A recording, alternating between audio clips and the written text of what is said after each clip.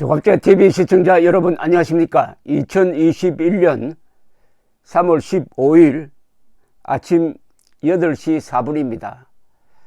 오늘 한 주가 시작되는 날에 여러분들에게 밝은 전망을 말씀드리게 되어서 기분이 좋습니다.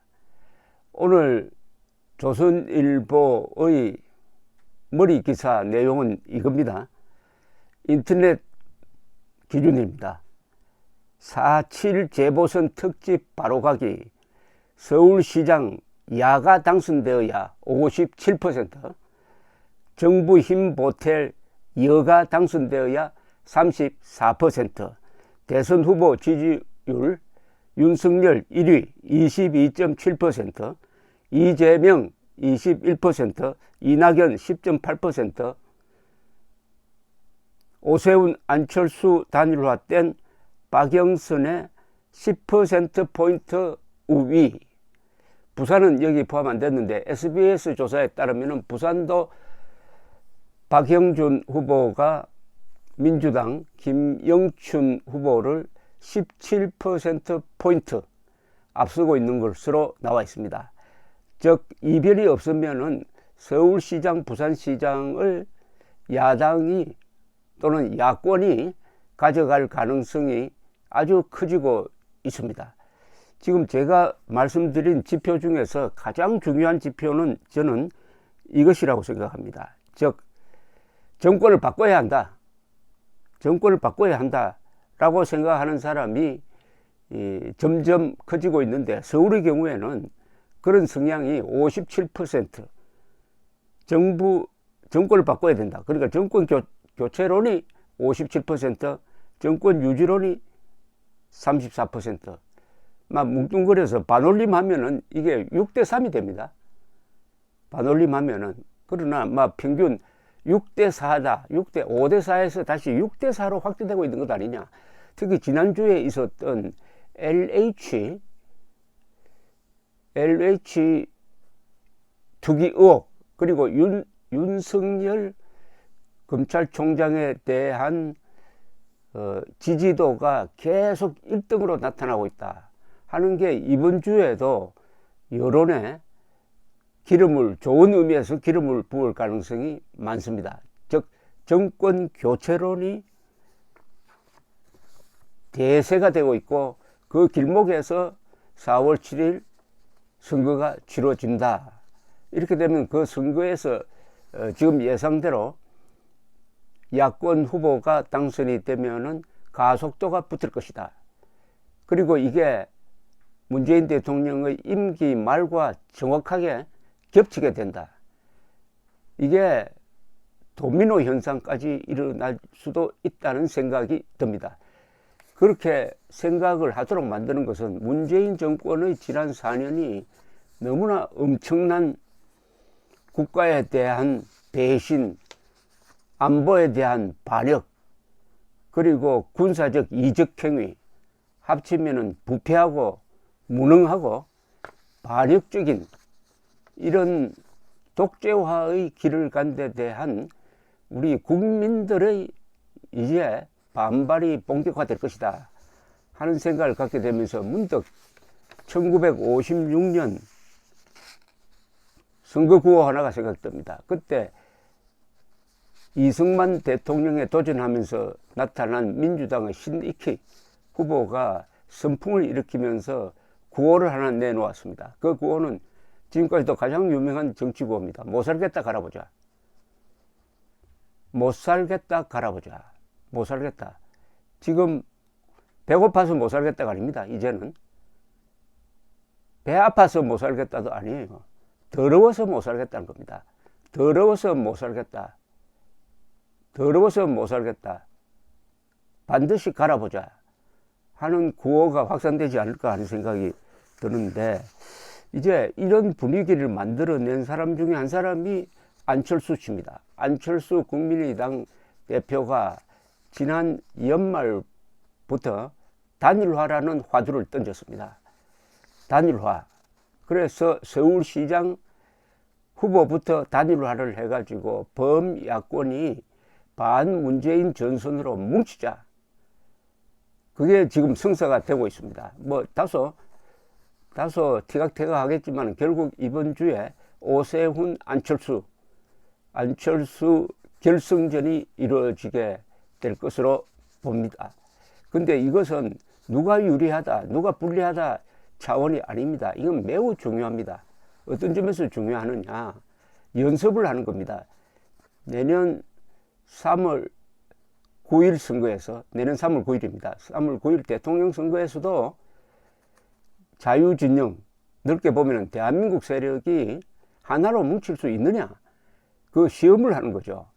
하나로 뭉칠 수 있느냐, 그 시험을 이번에 오세훈, 안철수 두 사람이 하고 있는데, 두 사람 선택을 참 잘 했다고 봅니다. 국민의힘이 오세훈 씨를 후보로 선택한 것도 참 잘한 거고, 범야권 단일화를 주장했던 안철수 후보와 맞붙는 것도 근사한 게임입니다. 또 두 사람이 성격상 아주 선한 사람들이죠. 뭐 문제가 있을지 모르지만 문제 없는 사람이 어디 있겠습니까? 그나마 특히 문재인 세력에 비하면 착한 사람들입니다. 착한 사람들이니까 단일화가 이루어질 것이라고 확신하게 되는 것입니다. 그리고 단일화에서 누가 이긴다, 이게 별 의미가 없다고 봅니다. 저는 어차피 서울시장 1년입니다. 더 중요한 것은 단일화를 한 뒤의 모습입니다. 진 사람이 이긴 사람을 위해서 선거운동을 하겠다고 했습니다. 또 서울시정을 운영을 할 때 일종의 공동정부를 구성하겠다고 했습니다. 그렇게 하면은, 그런 모습을 보이면은 국민들도 이제 하나로 뭉칠 수 있겠구나. 즉 대통령 선거 때도 이렇게 할 수 있겠구나. 지금 대통령 선거에서 범야권에서 이름이 오르내리고 있는 사람은 윤석열, 홍준표, 그리고 뭐 유승민, 이런 분들인데 윤석열 씨가 압도적입니다. 근데 윤석열 씨가 어떤 선택을 할 것이냐, 당을 새로 만들 거냐, 기존 정당과 합칠 거냐, 이런 문제에 대해서 마침 어제 이 안철수 대표가 일종의 자신의 포부를 이렇게 밝혔습니다. 단일 후보가 되어서 서울시장에 당선되면 연립시정과 함께 야권 전체의 통합을 적극 추진하겠다.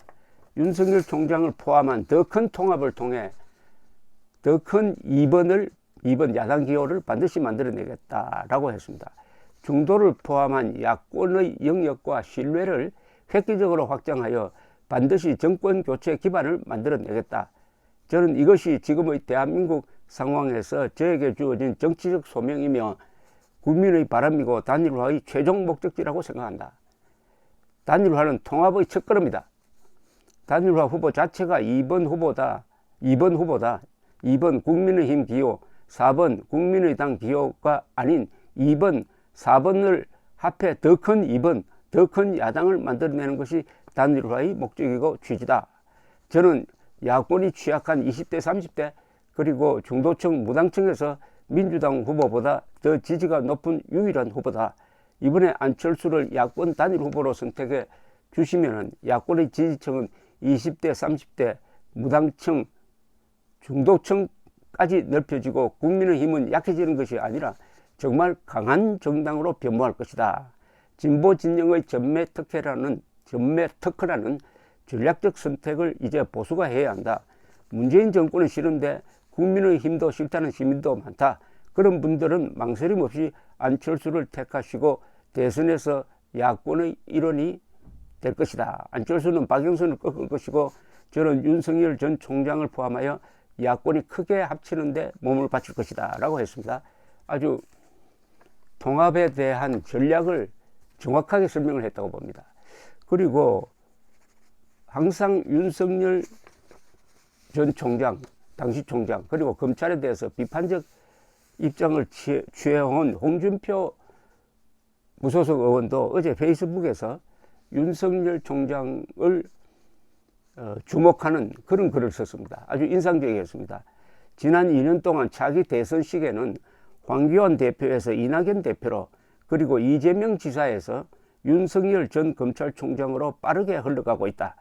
대통령의 직무 중 검찰이 차지하는 비중은 1%도 되지 않는데 얼마나 이 정권에 대한 염증이 컸으면 국민들이 아무런 역할을 하지 못하는 야당보다 윤석열 전 총장에게 기대를 하고 있을까요?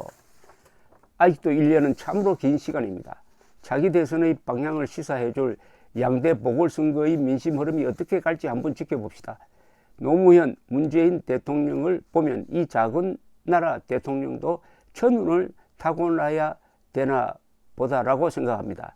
누가 천운을 타고 자기 지도자가 될지 아직은 오리무중입니다. 아무튼 내 나라 대한민국이 지금처럼 더 이상 망가지지 않았으면 합니다. 문재인 대통령이 국민들을 향해서 신경질을 내면서 양산의 사저 문제는 좀 이 정도로 해 주십시오. 좀스럽습니다. 민망합니다. 이런 이야기를 해서 지금 일종의 문자 폭탄을 맞고 있는 것은 잘 아시리라고 생각을 합니다. 그것도 문재인 대통령의 마음을 읽을 수 있도록 하는 하나의 자료입니다. 그만큼 급하다는 생각 아니겠습니까? 코로나에 몰렸다는 생각. 얼마나 이 정권이 죄를 저질렀으면 검찰을 아예 해체하려고 했겠느냐. 그런 엉뚱한 안을 검찰개혁이라고 포장해가지고 여당이 밀어붙이니까 문재인 대통령까지도 속도 조절해야 된다고 말렸는데도 불구하고 강경파가 그렇게 밀어붙이니까 윤석열 총장이 사표를 내고 나오면서 국민은 개돼지가 아니다. 국민은 개돼지가 아니다. 주권자 대우를 받아야 된다. 주권자 대우를 받아야 된다. 이 한마디 말을 남겼는데 그게 바로 국민들의 마음을 움직인 위대한 선동이 아니었나 하는 생각이 듭니다. 선동도 좋은 선동이 있습니다. 이승만의 선동, 이 공산당의 선동을 이겨서 대한민국을 세웠는데 윤석열 전 총장의 아주 헌법과 대한민국의 민주적 기본 질서에 입각한 논리는 사실은 그게 좋은 의미의 선동입니다. 국민이 개돼지냐, 국민이 주권자냐 하는 판단을 우리 국민들이 내리는 겁니다. 국민이 국민을 심판하는 선거입니다. 지금 한번 보십시오. 그렇게 검찰 폐지한다고 하던 자들이 윤석열 총장 물러나니까 입을 닫고 있습니다. 오히려 LH 이거는 검찰이 나서서 수사를 해야 되는 것 아니냐 하는 이야기까지 나오고 있다고 합니다. 이게 국민을 개돼지로 보는 것 아닙니까? 이 정도면은 개돼지 반란이 있어야 되죠. 개돼지의 반란. 더러워서 못 살겠다. 투표해서 갈아보자. 이거 아닙니까? 더러워서 못 살겠다. 투표해서 갈아보자. 국민이 어떤 대접을 받느냐 하는 것은 국민이 어떤 사람을 서울시장으로 뽑느냐, 어떤 사람을 대통령으로 뽑느냐에 의해서 달려 있습니다.